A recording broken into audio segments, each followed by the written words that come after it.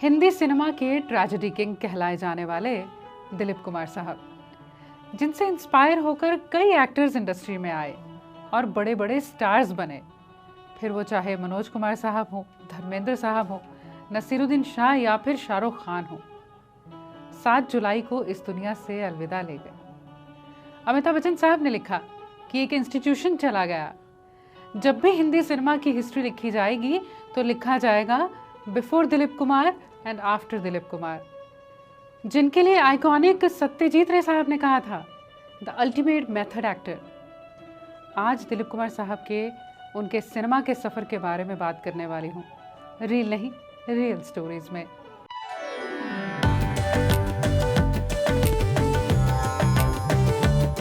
इनका नाम यूसुफ खान था। जन्म हुआ 11 दिसंबर 1922 में पेशावर में। इंडस्ट्री में इन्हें सब यूसुफ भाई या यूसुफ साहब भी बुलाया करते थे। और इन्होंने नाम क्यों बदला? एक बार दिलीप साहब से ये पूछा गया था तो उन्होंने कहा, सच कहूँ तो पिटाई के डर से नाम रखा, क्योंकि इनके पिता फिल्म्स के सख्त खिलाफ थे और उनके करीबी दोस्त थे लाला बशीर नाथ, जिनके बेटे पृथ्वीराज कपूर भी एक्टिंग ही किया करते थे। और ये अपने दोस्त से शिकायत किया करते थे, तुम्हारा बेटा क्या करता है, ये कोई काम है? अब जब यूसुफ खान साहब ने भी इंडस्ट्री को ज्वाइन करने का सोचा तो डर भी कि पिता बहुत नाराज होंगे। अब सवाल ये था कि नाम क्या रखा जाए, यूसुफ ही या फिर दिलीप या वासुदेव।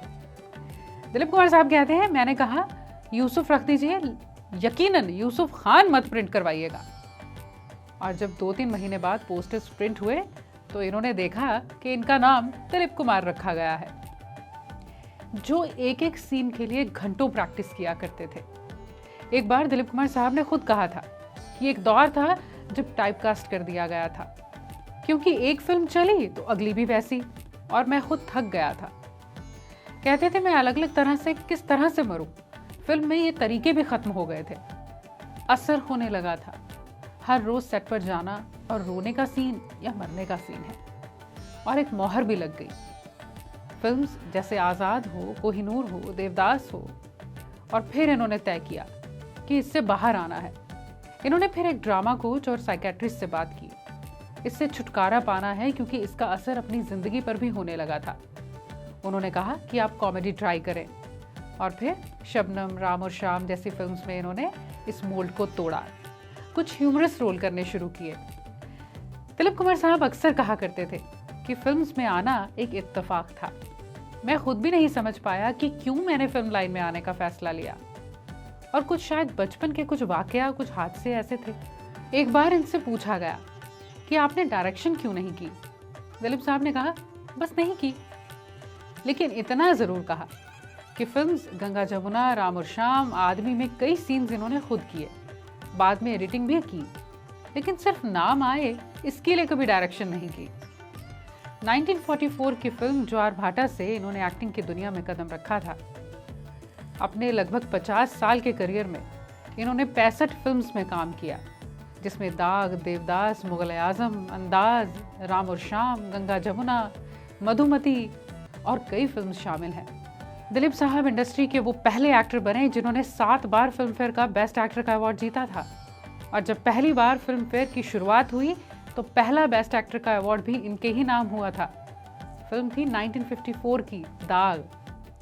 इसके बाद शाहरुख खान ने यह अवार्ड 8 बार जीता है, लेकिन वो भी तो कहते हैं कि वो दिलीप कुमार साहब से इंस्पायर्ड है। हिंदुस्तान में हर कलाकार ने दिलीप साहब से कुछ ना कुछ उधार लिया है, लेकिन उनमें से कोई भी ना दिलीप कुमार बन सका और ना ही बन सकेगा। ऐसी हस्ती जिन्हें किताबों का बहुत शौक था, सिर्फ शेल्फ्स ही नहीं, घर पर कई कमरे किताबों से भरे हुए, जो अपने स्टाइल और कपड़ों को लेकर इतने संजीदा थे कि अलमारी में कपड़े रंगों के हिसाब से सेट किए जाते। वाइट का मतलब वाइट और ऑफ वाइट का मतलब ऑफ वाइट। इन्हें मिमिक्री करना भी बहुत पसंद था, और कई बार तो मजाक मजाक में हेलन जी की भी नकल उतारा करते।